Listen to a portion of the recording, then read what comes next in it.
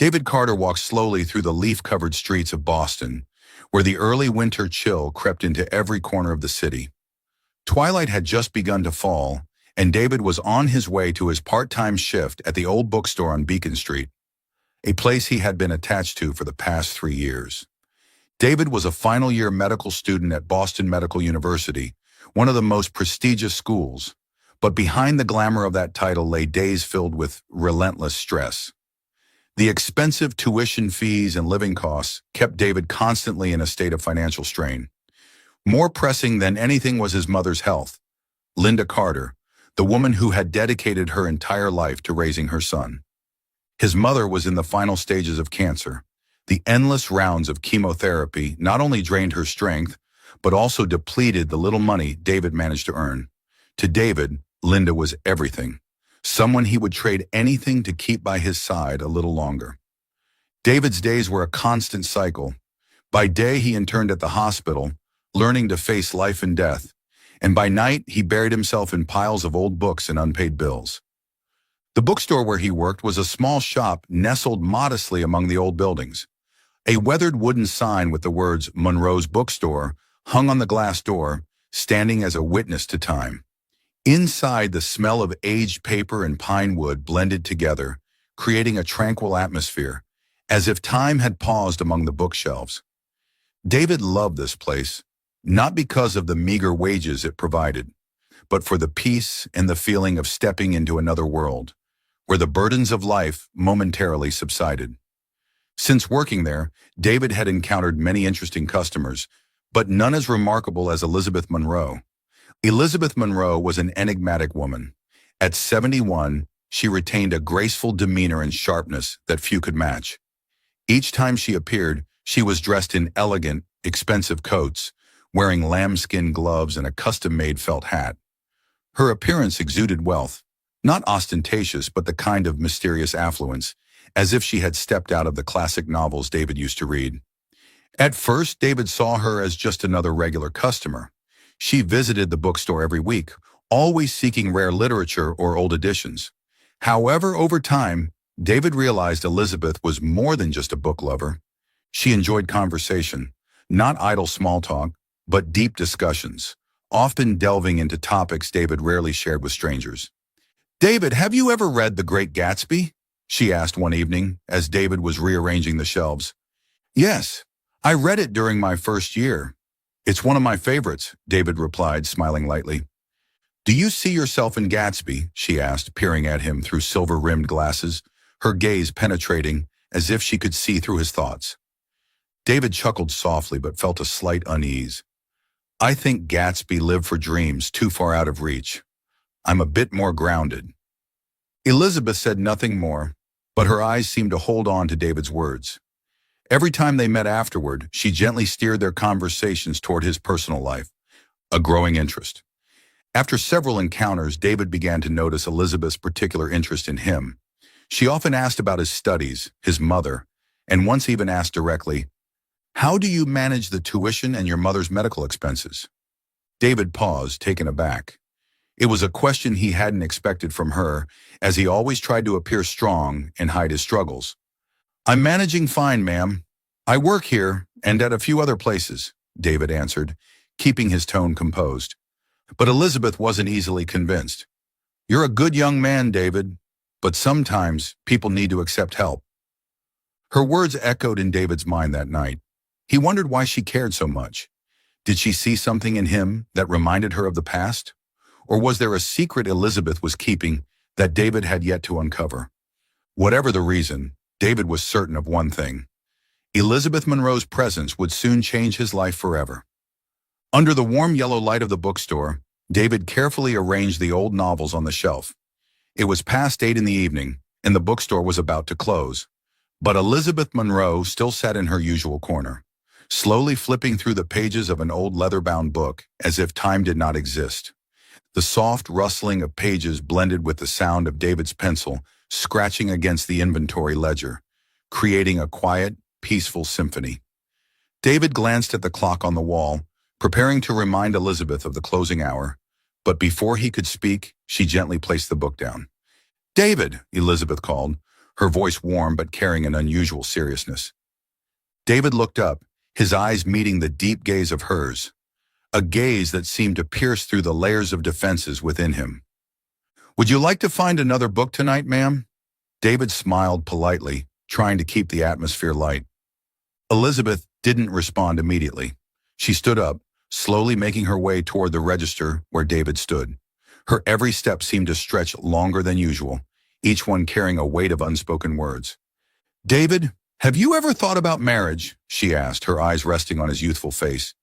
David froze for a moment, letting out a soft chuckle, thinking it was just a casual question meant to break the silence. "I think that's still far away for me, ma'am. I have tuition, internships, and my mother to take care of," he replied gently. Elizabeth nodded slightly, as if she had anticipated his answer, but she didn't stop there. "David, marry me within 6 months." The air seemed to still. David stared at her, certain he had misheard. "Pardon me, ma'am. What did you say?" "Marry me," Elizabeth repeated, her voice calm but firm, as if she were proposing a business deal rather than a marriage. David forced a smile, trying to find humor in her words. "You're joking, right?" "I'm entirely serious." Elizabeth's eyes were cold yet sincere as she examined David's expression, her words lingering in the quiet space. "If you agree, I will pay off all your tuition, cover your mother's medical bills, and secure your future after graduation. In return, I want someone to accompany me during the final years of my life. And an heir." David stood frozen. Elizabeth's words echoed in his mind, clear and undeniable. "You want an heir? But why me?" Elizabeth gave a faint smile, but there was no jest in it. "Because you're the only person I feel I can trust." David remained silent, his heart conflicted. Why would she trust someone like him? He was just a struggling student with nothing to offer except determination and endless work. "I'm not asking for anything difficult. Just accompany me to social events, share meals with me, and be present when I need you. It's that simple."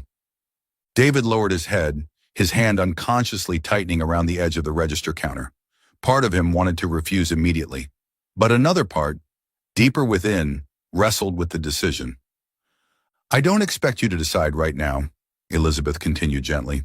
"Take your time, but I believe you will make the right choice." That night, David returned to his small apartment. As he opened the door, the sight of his mother, Linda, lying on the single bed greeted him. Her face was pale, thinner than before. David's heart tightened. Elizabeth's proposal haunted him throughout the night. No matter how hard he tried to dismiss it, every glance at his mother reminded him that he was facing an unavoidable decision. A week later, David stepped through the bookstore doors once more. Elizabeth was there, waiting, as if she knew he would return. David approached, took a deep breath, and met her gaze directly. "I accept."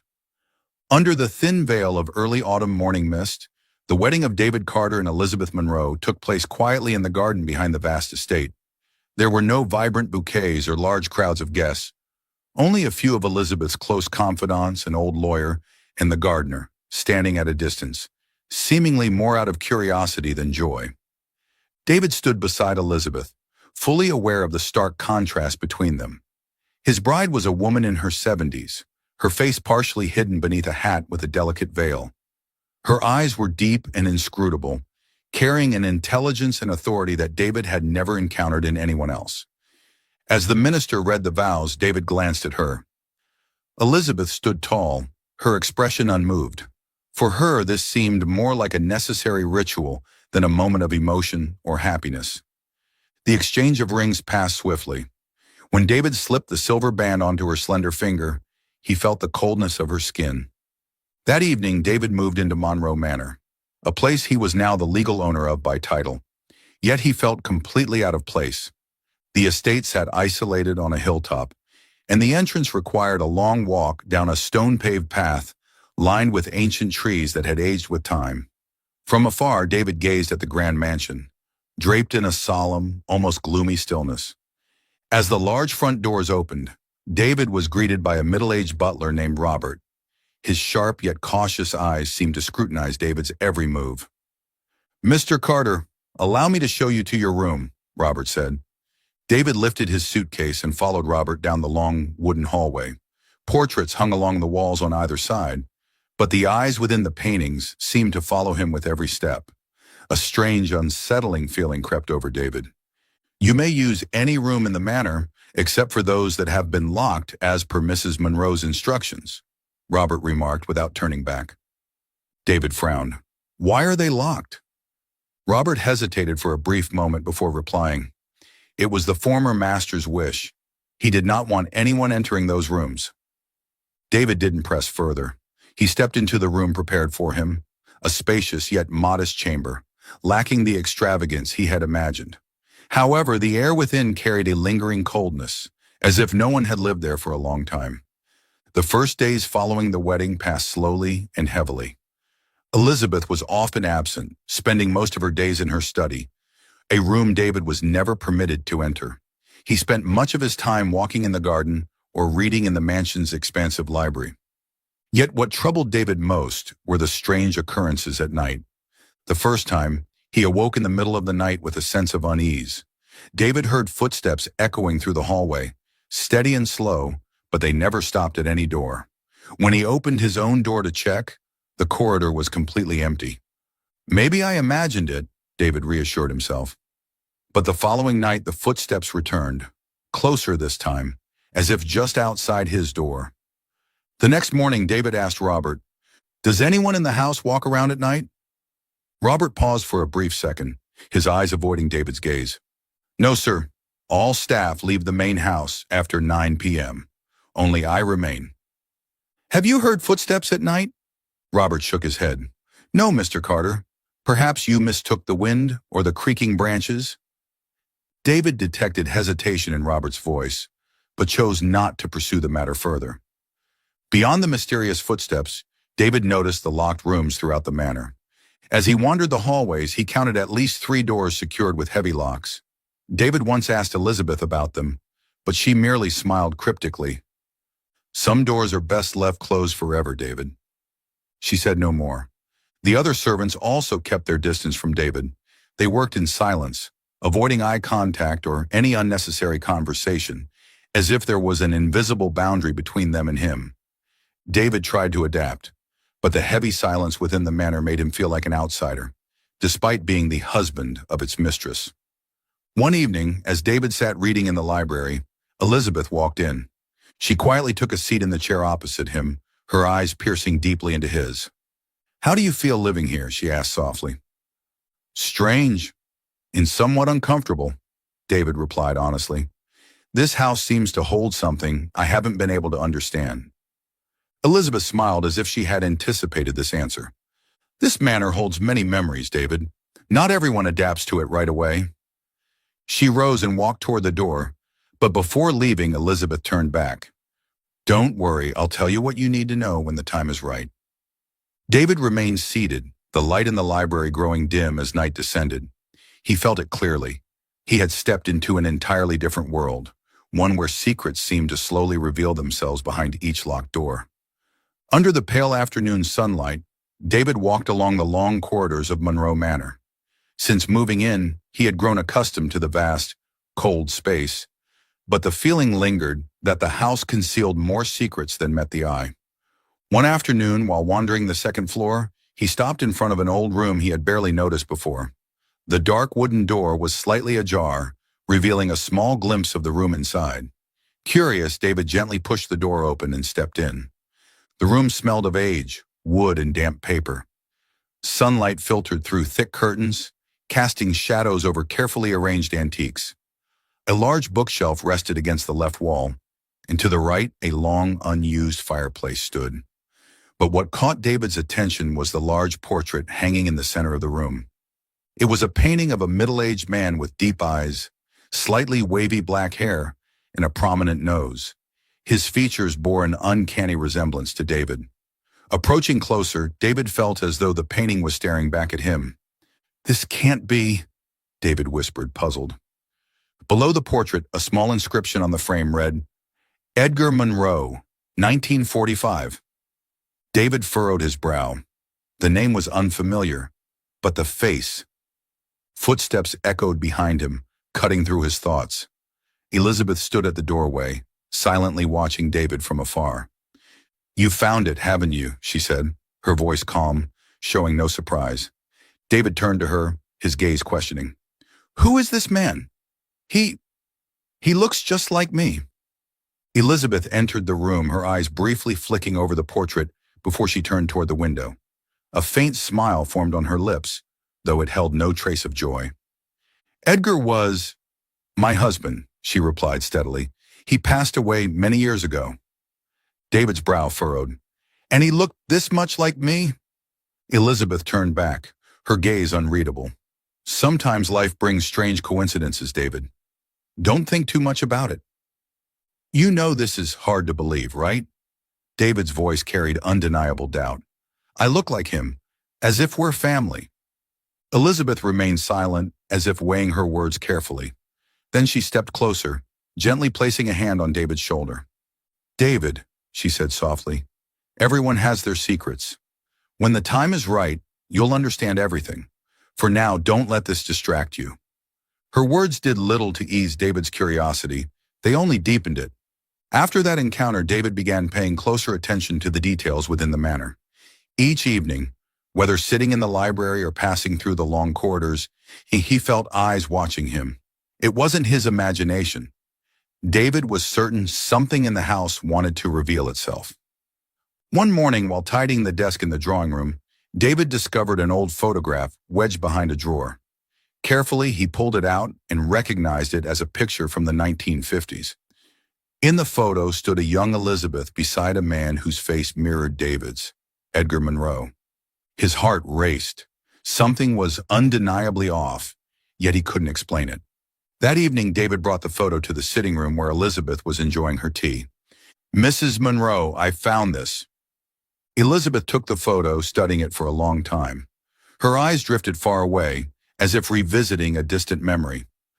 "This was taken in the southern garden of the manor," she said, her fingers brushing over Edgar's face in the photo.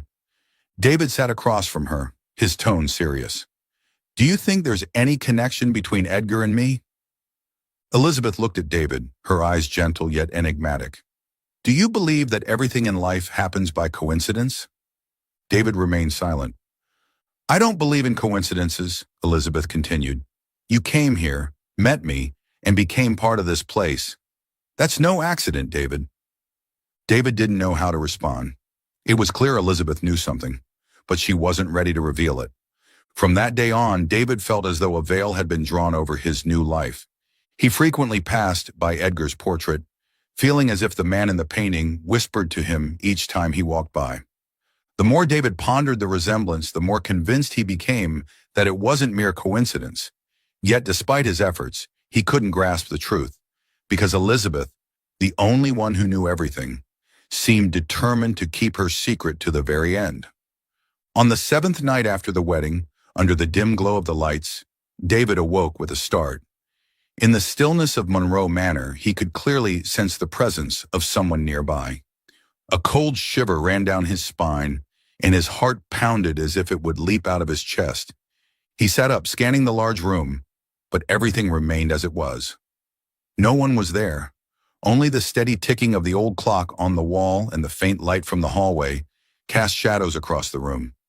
David exhaled softly, silently chiding himself for being overly sensitive. Since moving into Elizabeth Monroe's mansion after their wedding, strange occurrences had become part of his daily life. However, tonight, the unease was more intense than ever.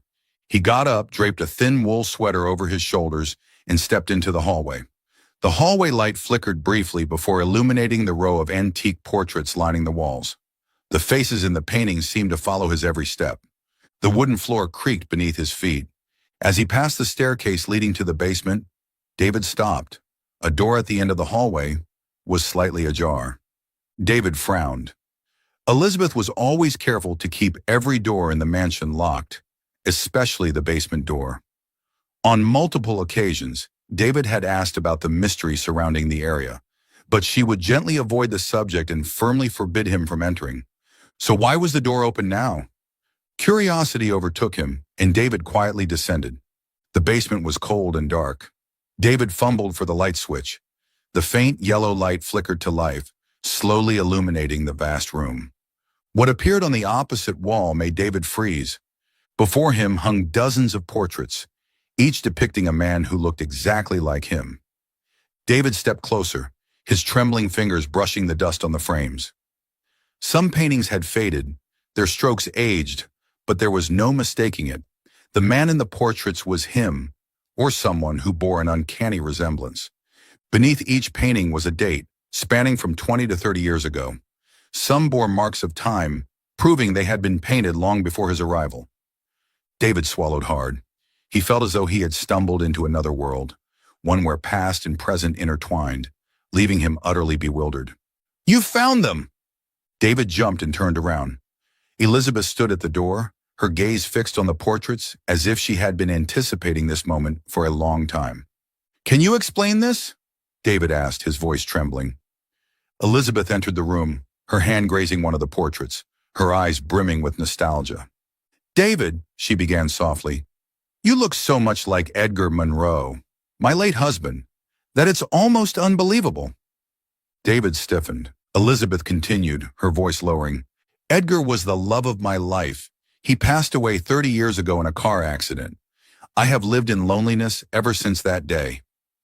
David remained silent, feeling the weight of her sorrow in every word. "When I first saw you at the bookstore," Elizabeth's eyes locked onto David's, "I couldn't look away. You resembled Edgar so much. I thought he had returned." David lowered his head, and the paintings before him suddenly felt haunting. "When did you paint these?" he asked. Elizabeth paused for a moment before sighing. "I started painting Edgar's portraits while he was still alive. After he passed, I continued, from memory and imagination. But no matter how hard I tried, the paintings always felt incomplete." She stopped, her hand trembling over the most recent portrait, the one of David, completed only a few months ago. "Until I met you, David. You are the piece I've been searching for over the past 30 years. You are my last chance to feel that he is still here." David took a step back, his heart heavy. "Do you think I'm Edgar reincarnated?"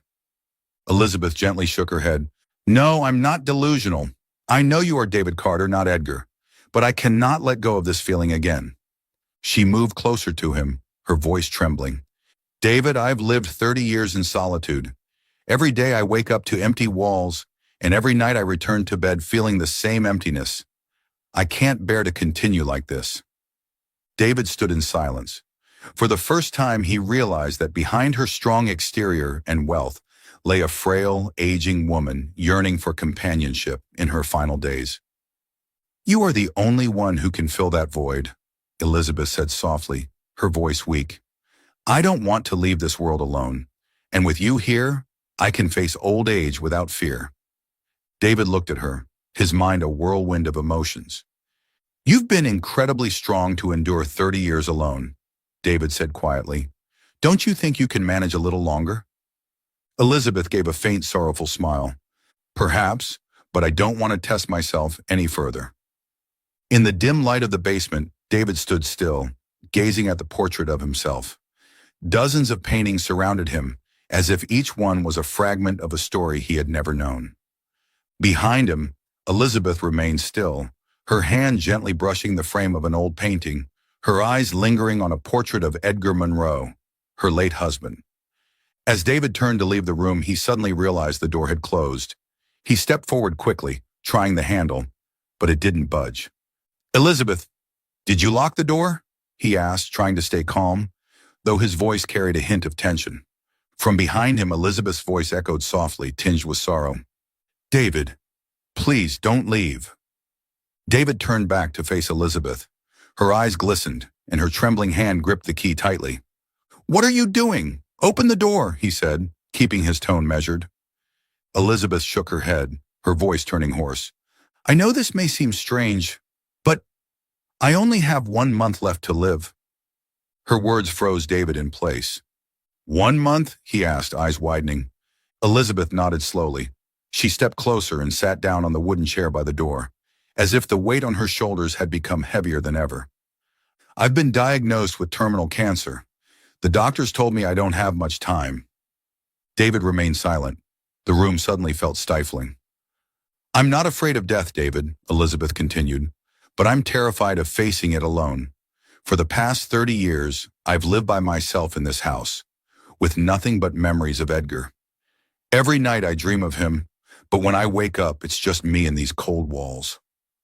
Elizabeth looked up at David, her eyes trembling, more fragile than ever. "You are the only one who makes me feel like Edgar is still here. David, I beg you, stay with me until I'm gone." David stood frozen. He couldn't deny that something in Elizabeth's words struck deep within him.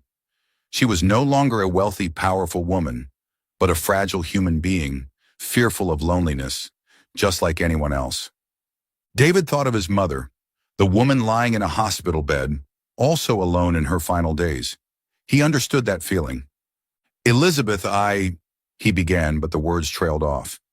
Elizabeth smiled gently, though tears rolled down her cheeks. "I don't expect you to love me or see me as family.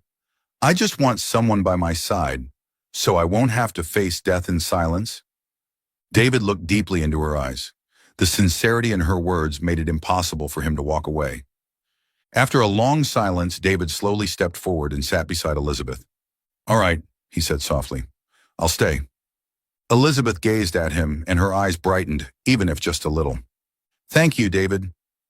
David knew this wasn't an easy decision, but he couldn't turn his back on this woman, someone who had spent 30 years living in the shadows of loneliness and longing.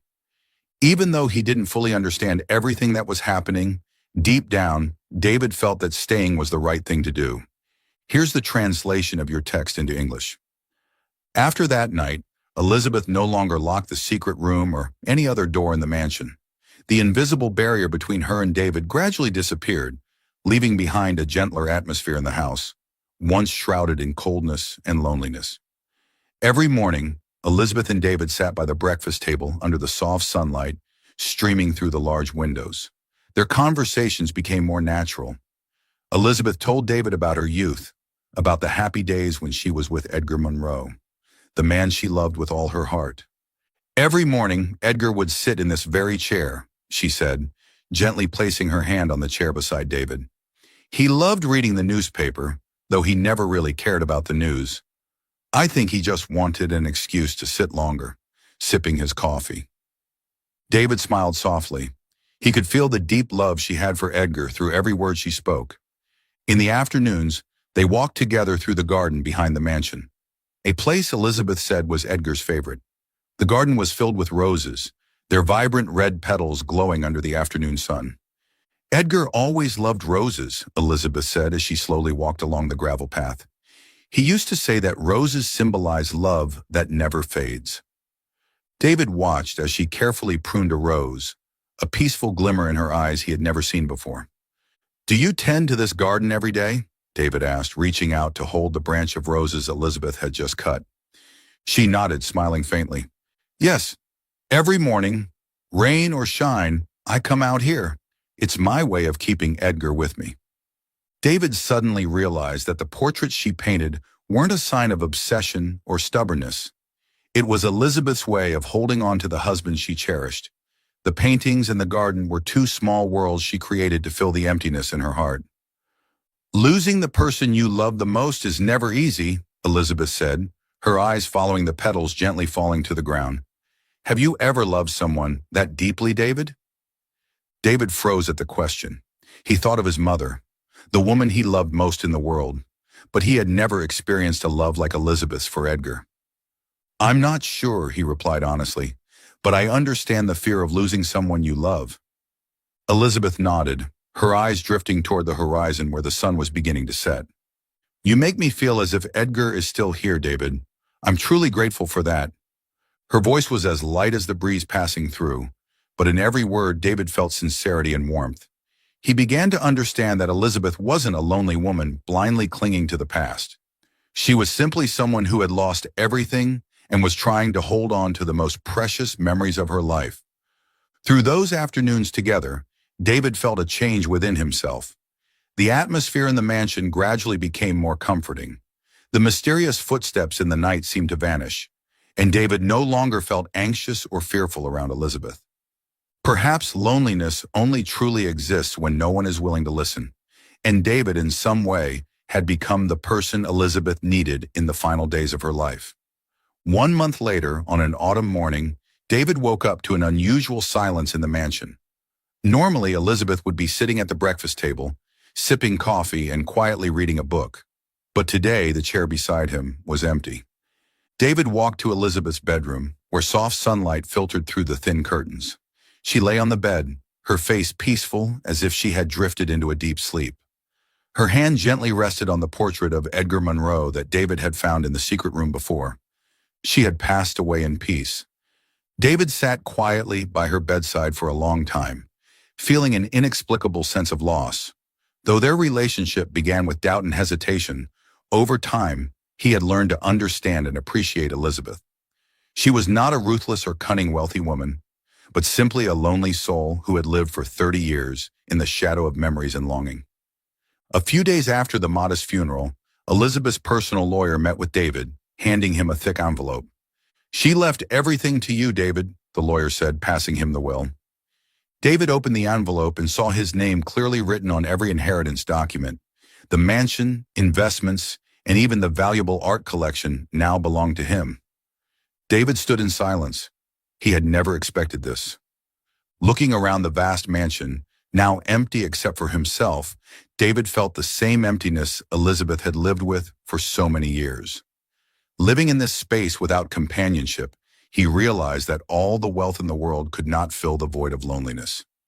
After many nights of reflection, David made a decision. He sold the mansion and most of the assets Elizabeth had left him. With the proceeds, he founded a small hospital named after Elizabeth Monroe, dedicated to patients who could not afford medical care. It was his way of honoring and remembering the woman who had changed his life. On the hospital's opening day, David stood before the new sign, watching as the first patients entered. In his heart, he felt a strange sense of peace, as if Elizabeth was watching over him and smiling from afar. The story began with a strange proposal, a marriage without love, but filled with empathy and companionship. Through the days they spent together, David and Elizabeth found a connection they never anticipated. David was not only someone who had been helped, he became someone who brought meaning and light to Elizabeth's final days. Their story stands as proof of the power of compassion and human connection. Sometimes a small act of kindness or sincere companionship can be the greatest gift to someone drowning in loneliness. David changed his life, but more importantly, he helped Elizabeth find peace in her heart, something she had lost for 3 decades. That chance encounter blossomed into a profoundly touching story, leaving an everlasting mark on both their lives. Thank you for listening to our story. Don't forget to share your thoughts in the comments below. Subscribe to our channel so you won't miss more meaningful stories. Chapter 1: The Fateful Encounter. It was a gray Friday afternoon, the sky mirroring Alex's mood. The bustling city felt empty to him. Towering buildings and endless streets beneath his feet no longer brought him the sense of accomplishment or excitement they once did.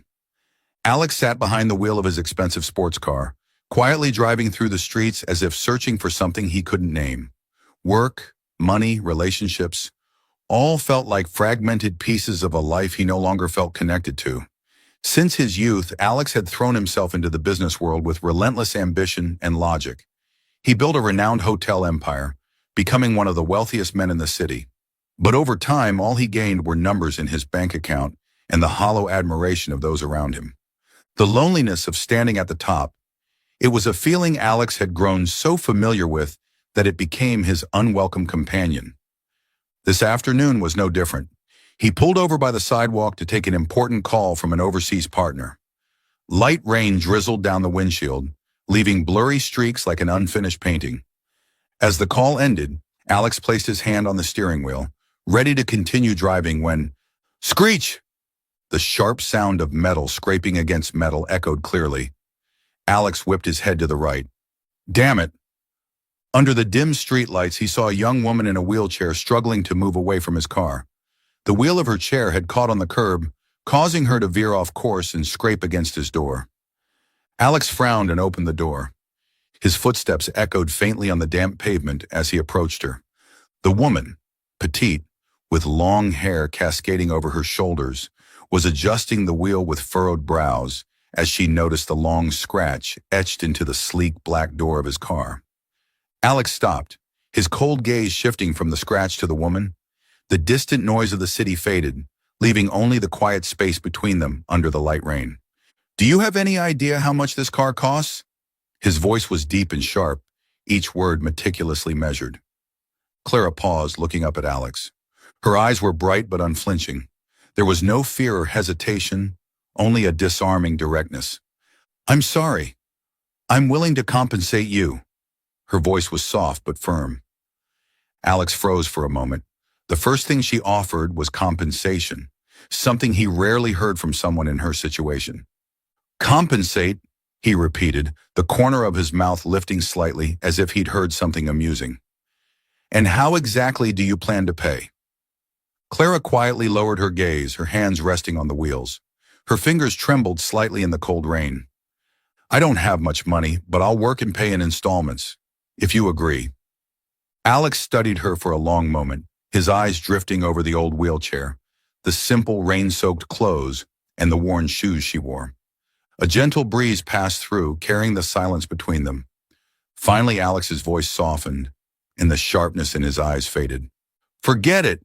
It's just a scratch. Are you all right?" He sighed, slipping his hands into his coat pockets. Clara's eyes widened slightly, surprised by his calm response. "I'm fine, but—" "You think that scratch is worth worrying about?" Alex cut her off, his gaze still fixed on her. "If anything's worth the concern, it's you." Clara held his gaze for a moment before shaking her head lightly. "Thank you." Alex stood quietly. The rain began to fall harder, yet he made no move to return to his car. "Do you need help?" he asked, and even he didn't understand why he felt compelled to offer. Clara smiled gently, tapping the frame of her wheelchair. "I'm used to it, but thank you." Alex nodded, though his eyes lingered on the slight misalignment of her wheel. He sighed softly. "Let me give you a ride. It's going to pour soon." Clara hesitated, but seeing the sincerity in his eyes, she nodded. "I work at a nearby nursing home, just a few streets away." Alex raised an eyebrow. "A nursing home?" "Yes, I volunteer there." Alex remained silent, but curiosity stirred within him. A woman in a wheelchair volunteering at a nursing home? "All right then." Alex opened the car door slowly. "I'll drive you there. Consider it saving me the cost of repainting my car." Clara laughed softly. "Thank you, but you really don't have to." Her laughter echoed lightly in the rain as she left. Alex smirked faintly and nodded, watching her wheel herself down the street. The sports car eventually drove away, leaving the small road behind. Yet something within Alex felt subtly different, as gentle as the smile of the girl in the wheelchair. Welcome to today's story.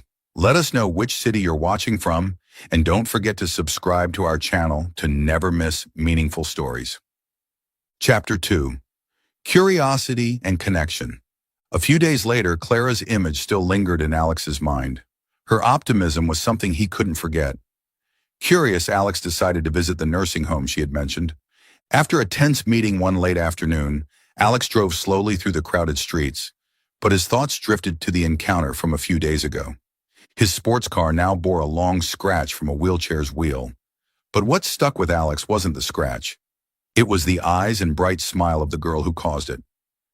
"I volunteer at a nearby nursing home. Thank you for not asking me to pay for the damage." Those words puzzled Alex.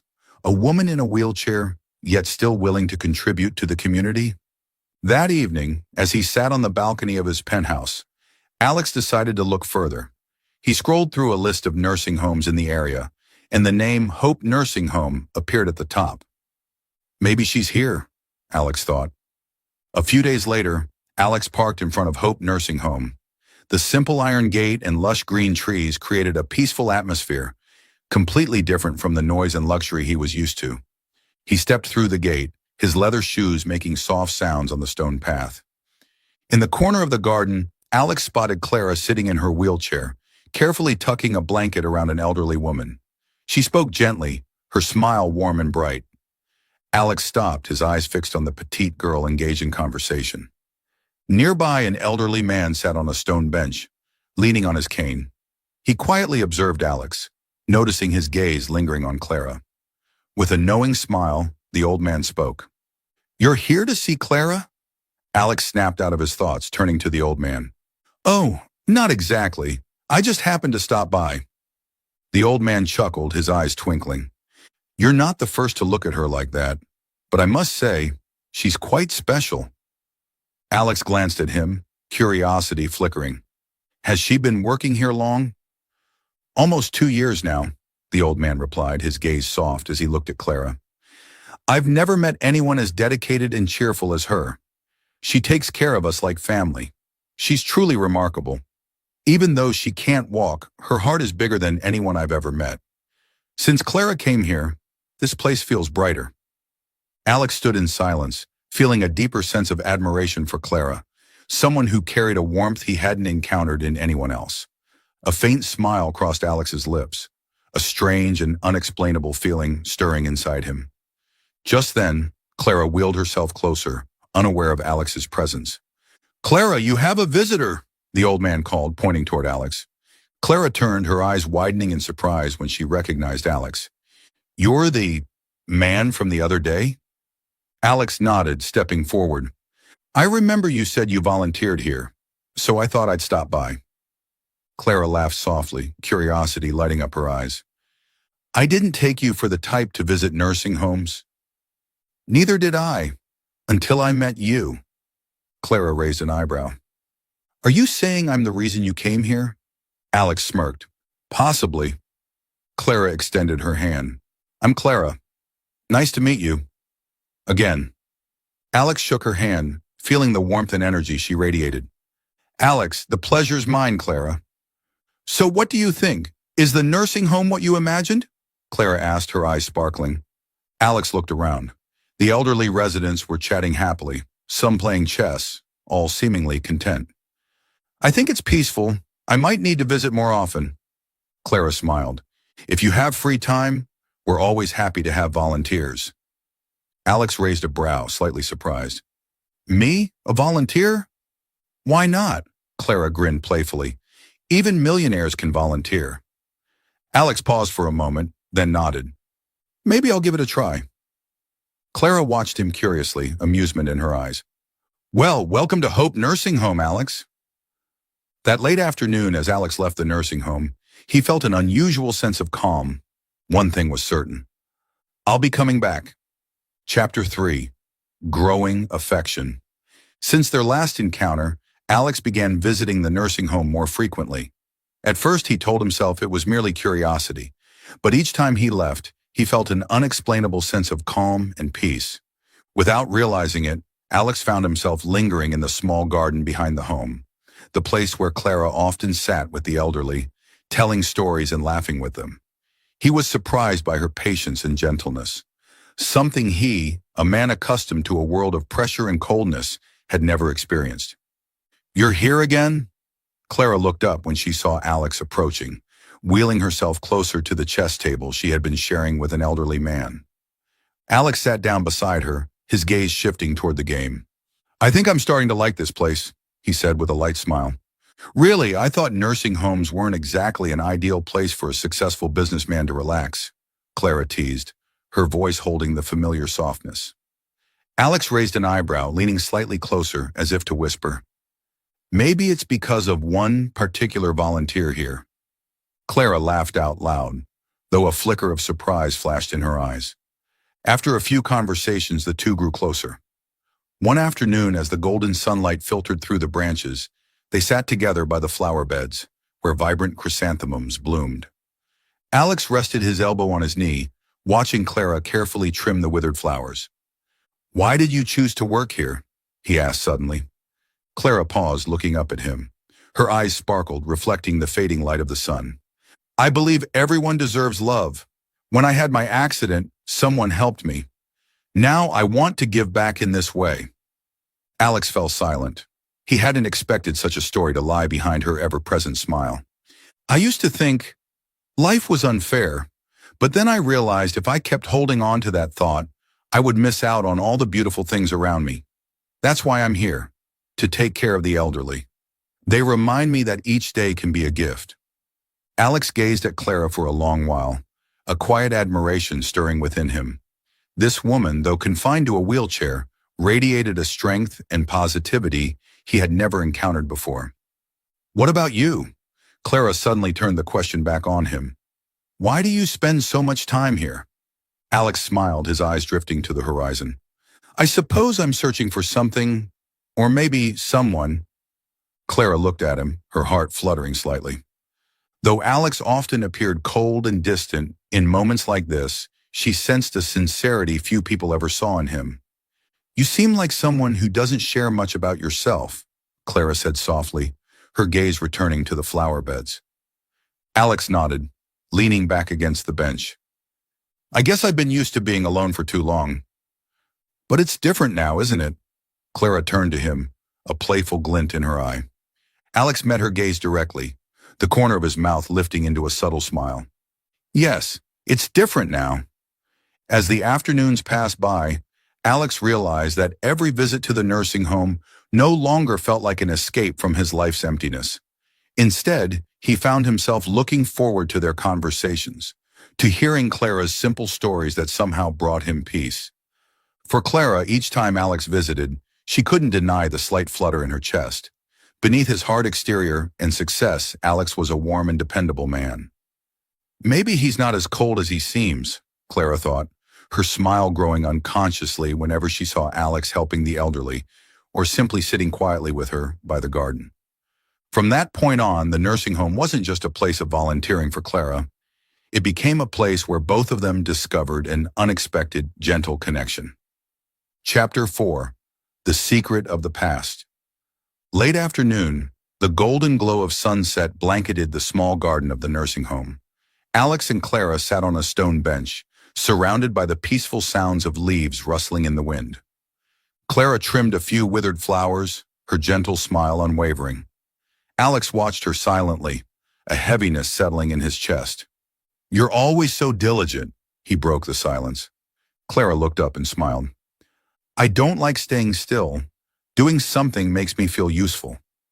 Alex's gaze shifted to her legs, his long-standing curiosity gnawing at him. "If you don't mind, could you tell me what happened?" Clara was momentarily surprised but remained calm. "You want to know about my accident?" Alex nodded. "I've always wondered what made you so strong." Clara exhaled softly, her eyes drifting toward the end of the garden, where the sun dipped behind the old buildings. "I used to be a dance teacher. My youth was filled with stages and classrooms. I loved it and thought I'd do it forever." Alex raised his eyebrows. "A dance teacher?" "Yes, but everything changed 2 years ago." Clara's voice softened.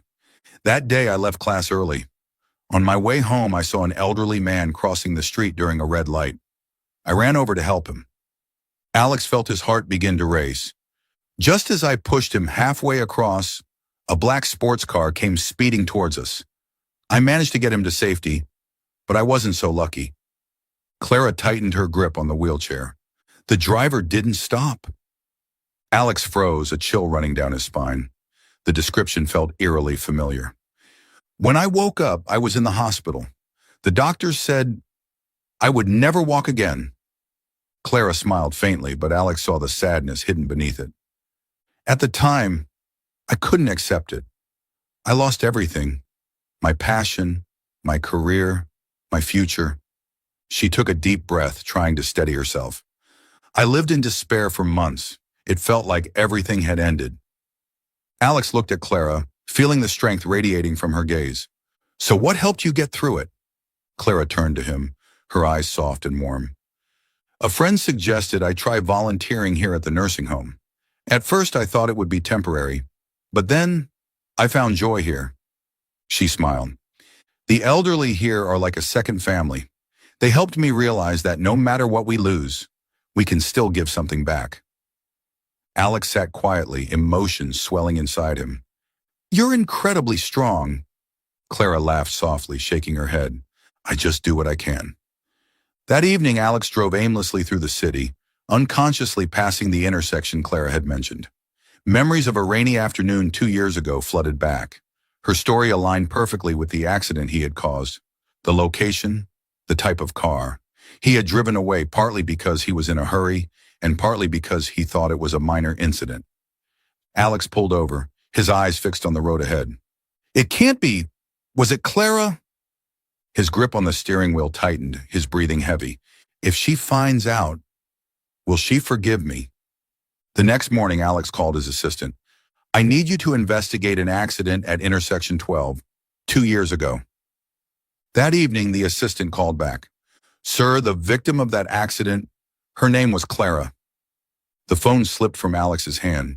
Clara? Alex leaned back in his chair, his eyes empty. I did that to her. Guilt washed over him, suffocating his chest.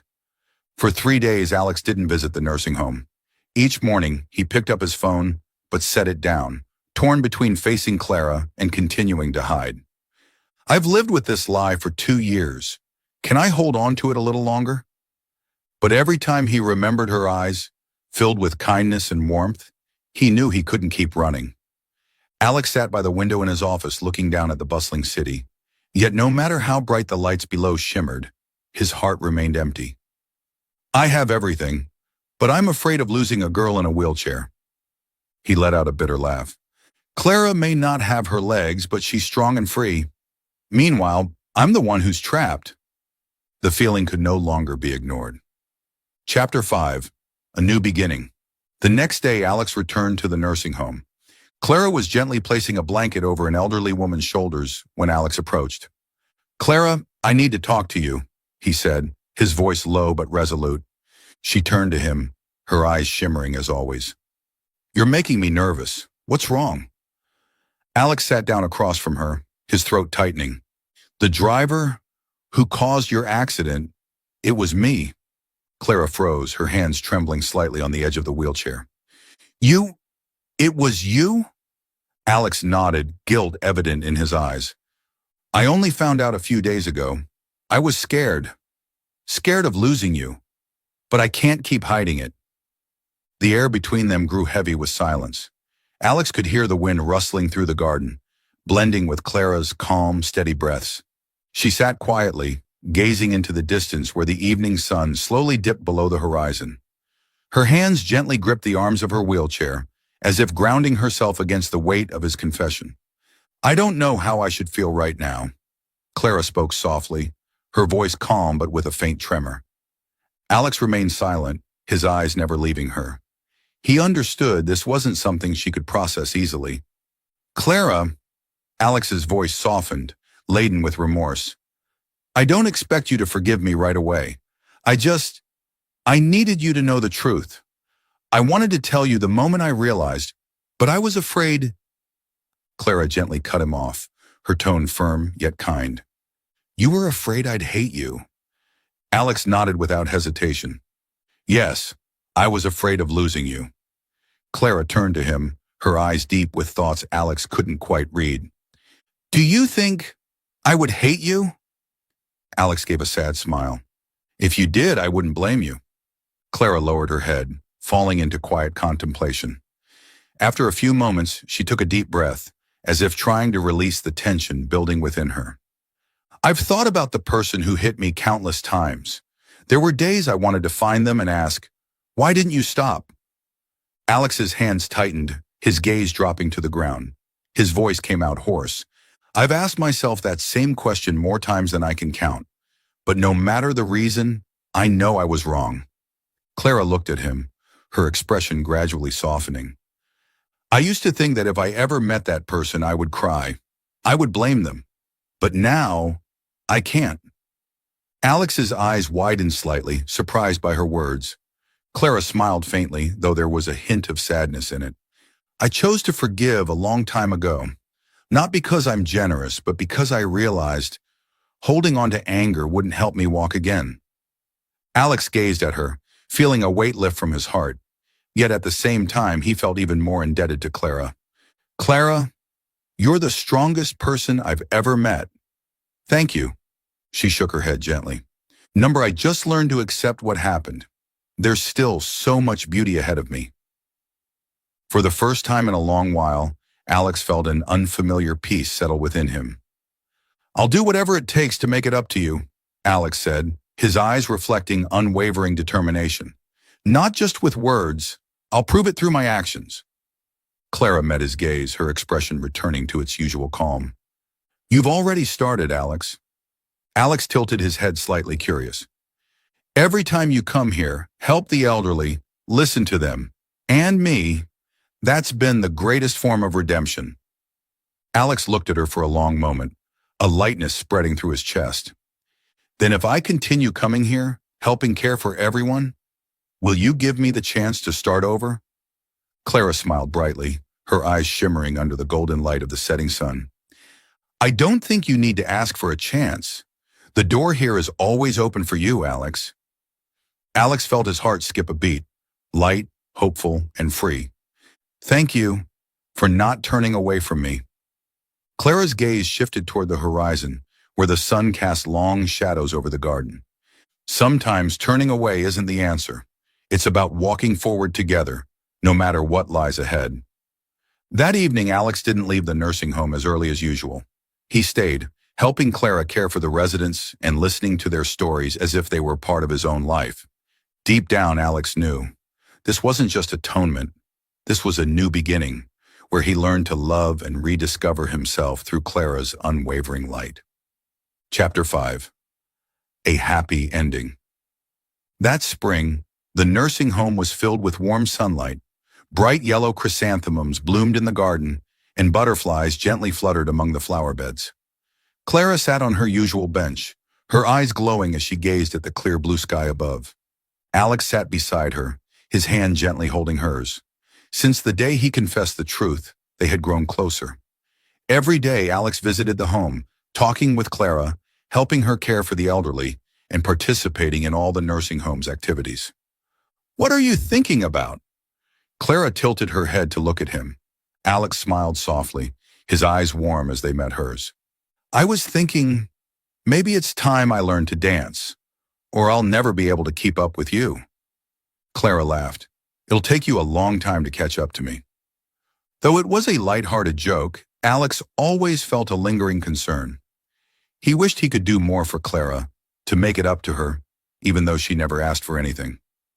One morning, as the first rays of sunlight streamed through the curtains, Clara sat on her bed, gently stretching her legs. Her legs still hadn't regained movement, but something felt different that day. She closed her eyes, focusing on her toes. And then, she felt something, a faint sensation running through her right foot. Clara's eyes shot open. "Did I just feel that?" She tried to move her toes again. This time they actually twitched. "No way!" Clara brought her hand to her mouth, tears welling up. Just then the door opened, and Alex stepped in, carrying a bouquet of fresh flowers. "Good morning." Alex hadn't finished speaking when Clara called him, her voice trembling with emotion. "Alex, come here quickly." Alex placed the flowers on the table and hurried over. "What's wrong?" He knelt beside her, worried. Clara took his hand, her eyes glistening with tears. "Look," she whispered, slowly lifting her foot. Her toes moved again. Alex froze, his eyes widening in disbelief.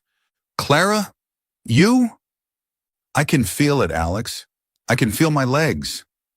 Alex knelt by the bed, his hands gently holding her foot, as if afraid it was just an illusion. "This is a miracle. Clara, you're really healing." For a moment, they both sat in silence, and then Clara burst into tears. Alex smiled, wrapping his arms around her tightly. "I told you, a miracle would come to you." Clara trained tirelessly every day. Alex was by her side for every step, encouraging her and supporting her through each therapy session. That afternoon, as the sun dipped behind the mountains, the small garden at the nursing home was bathed in golden light. The chrysanthemums swayed gently in the breeze. Clara sat in her familiar wheelchair, slowly pushing herself along the garden path. She had just helped an elderly woman adjust the scarf on her shoulders. As she turned the wheelchair around, she froze. Alex was kneeling in the middle of the courtyard, holding a small red box. Clara's eyes widened, her hand trembling as she covered her mouth. The elderly residents stopped their conversations, watching with interest. An old man chuckled from the side. I knew this day would come sooner or later. Alex looked up at Clara, his eyes bright but tender and warm. Clara, you are the one who made me realize the meaning of life. I once walked away, missing my chance. But this time, Alex's voice lowered. I won't let that happen again. The box opened, revealing a diamond ring glistening in the soft glow of the sunset. Clara, will you marry me? Time seemed to stop. Clara stared at the ring, then back at Alex, her eyes filled with tears. Alex, She smiled softly, her voice trembling. And then, in front of everyone, Clara placed her hands on the armrests of her wheelchair and took a deep breath. Slowly, she pushed herself up. Gas filled the air. A few of the elderly residents cheered. Thank heavens, Clara can walk. Clara carefully walked toward Alex, one step at a time, steady and determined. You are the one I want to continue this journey with, and I've made it, she whispered, tears streaming down her cheeks. I will, Alex. Alex stood, overwhelmed, and wrapped her in his arms. His hands trembled as he slid the ring onto her finger. The courtyard erupted in applause. Well, the boy finally did it! An elderly woman laughed, dabbing at her eyes. Alex leaned in close to Clara's ear, whispering, Thank you. I love you. You are the miracle of my life. Clara tightened her embrace around Alex, resting her head on his shoulder, feeling the warmth and peace radiating from him. I love you too, Alex. In the small garden under the watchful and joyous eyes of the elderly residents, they knew, no matter the past, the future ahead would shine brightly because they had chosen to walk it together. 1 month later, the garden of the nursing home bloomed vibrantly. White ribbons swayed gently in the breeze, and warm golden lights hung between the trees. Clara stood at the end of the aisle, wearing a simple yet elegant wedding dress. She no longer needed a wheelchair. Her legs could now carry her forward, though slowly. Alex stood at the other end, watching her every step with love and pride. The elderly residents sat in the front row, beaming and whispering, I knew it. They were meant to be. When Clara reached Alex, he gently took her hand, holding it tightly as if he never wanted to let go. You look beautiful today, Alex whispered. And today I am the happiest person alive. Clara smiled, her eyes shining. After the wedding, Alex and Clara didn't just start their new life. They founded a charity to support the elderly and those in need. The foundation was named Sunlight, symbolizing the hope and warmth they wished to spread. You showed me what compassion is, Clara. This foundation is how we continue that path, Alex said, watching the elderly happily chatting in the courtyard. We will help them and those who need light, just like I once needed you, Clara replied, squeezing his hand. And in the nursing home courtyard, bathed in the glow of the sunset, they knew this was a new beginning, where happiness was built through forgiveness, love, and the simplest miracles. Thank you for following our story. How would you rate this tale from 1 to 10? We'd love to hear your thoughts. Your feedback means the world to us. Don't forget to subscribe to our channel, like, and share this story with others.